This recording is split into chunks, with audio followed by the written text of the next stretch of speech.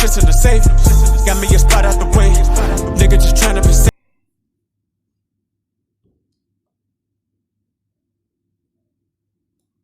Let's get to the sports talk.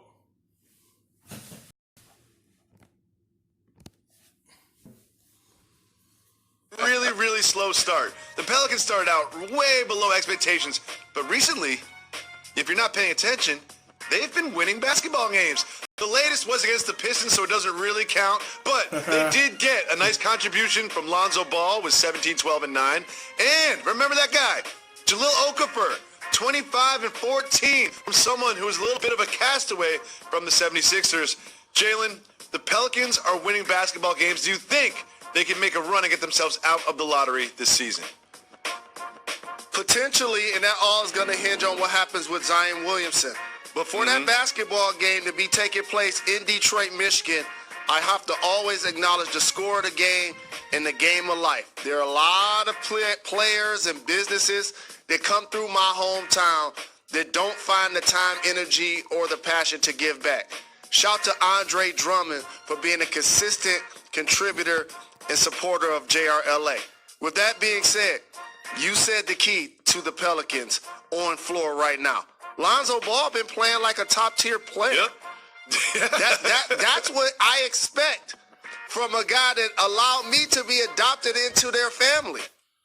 Because when you go to a situation with an organization that had high expectations, that got banners of their retired players, Hall of Famers, and championship banners hanging on here, they suspect you to be the next one to bring them another championships.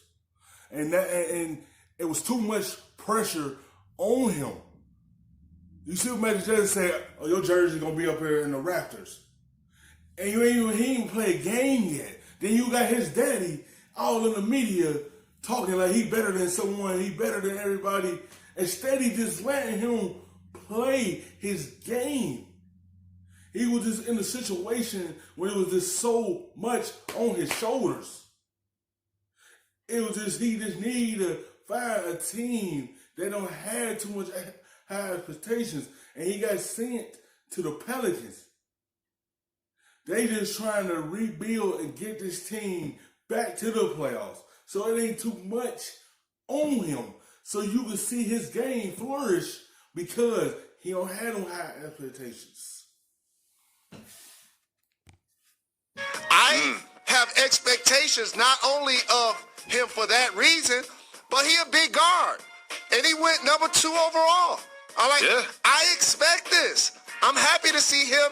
And how many times did I come on this show and defend Jahlil Okafor when I felt like the Sixers unceremoniously benched him? For years and years and years. For years.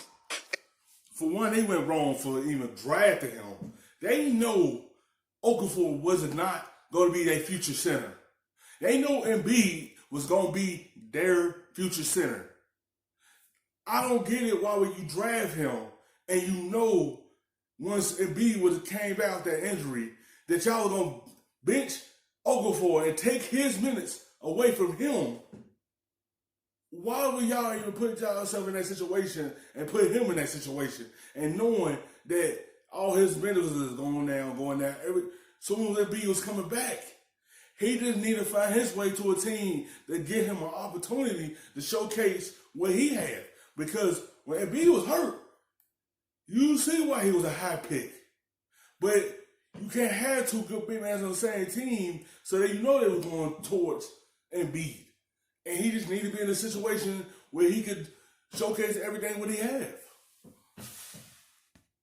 Shout to Alvin Gentry for taking these reclamation projects and turning these guys into confident NBA performers. Now I need to see some consistency like I've seen from Brandon Ingram.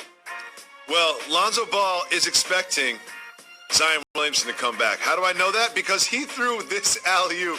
Just take a look at this errant pass from Lonzo, who had 9 assists. Could have had 10 if this one looked a little bit better and got himself a triple-double. He's just waiting for Zion. He's just waiting for Zion to come back. But Jalen Rose, there is something that happened during this game that I really need to talk to you about. And when there is video that we need to break down in detail, you and I need to go to the table.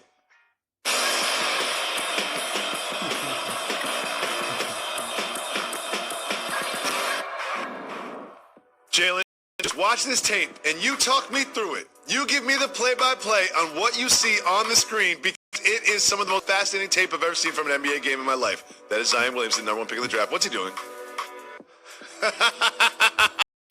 Trying to stay woke. He bored. He just sitting on the bench and watching. And the camera so happened to catch him while he was dozing off. What's he doing? So I'm going to tell you exactly what he's doing. First off, so many people been coming to New Orleans over the last couple of weeks. And I know they're on the road trip. I know he was in Detroit. But you can't tell me if he spent days, minutes, hours there over this last couple of weeks, people ain't been hitting him up. Somewhere to crash. Can he get tickets? Can he hook them up with where to go to eat at? Can he help them out with hotels? Blowing up his phone. And here's the other thing, Jacoby. He recovering from an injury. And that rehab is tough. He been working hard. No, you know, remember you were talking about how Andre Drummond giving back to the community? Zion was giving back to the community of Detroit the night before that game. That's what it seems like to me. It seems like Zion was also giving back to the community of Detroit the night before that game.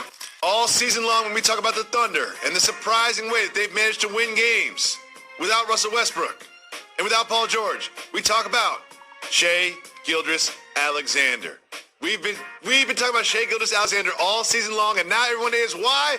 Because he put on a show yesterday against the Timberwolves. Not only did he have 20 points, not only did he have 20 assists, he had 20 rebounds to go along with that.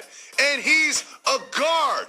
Jalen, what do you think about SGA's breakout performance last night against the Timberwolves? You know our theme for this program is to give the people what they want. And that is a fact. What we take pride in doing is going deeper into the box score, introducing you to people before they actually become mainstream stars. So He on the verge of doing that. That's of equivalent of having a Hall of Fame guard next to you, a brilliant mind, a floor general next to you. When you got that type of veteran next to you, it rub off on you because he can give you the knowledge of the game, how to pace yourself and steady going fast. And you see how it's progressing for him because having that type of point guard right next to you and Chris Paul, and it rub off on him. And that's why Oklahoma is so high on him. They know Alexander could be the next guy for them. And it's good having that veteran present right next to him.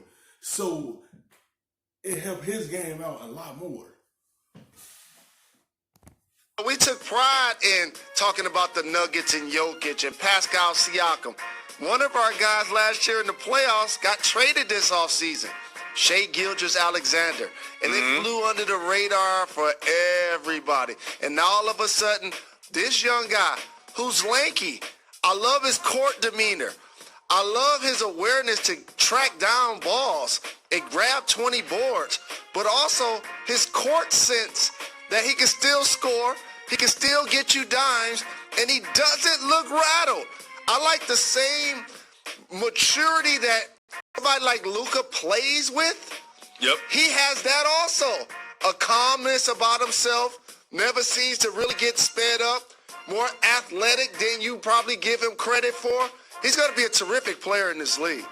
He really is, and he's a very, very young man, too, the youngest to ever have a 20-rebound triple-double, and he's not that big. He probably weighs less than I do, which isn't saying that much, to be honest. What's up? Thank you so much for watching ESPN on YouTube. For the look, nigga, I gotta be safe.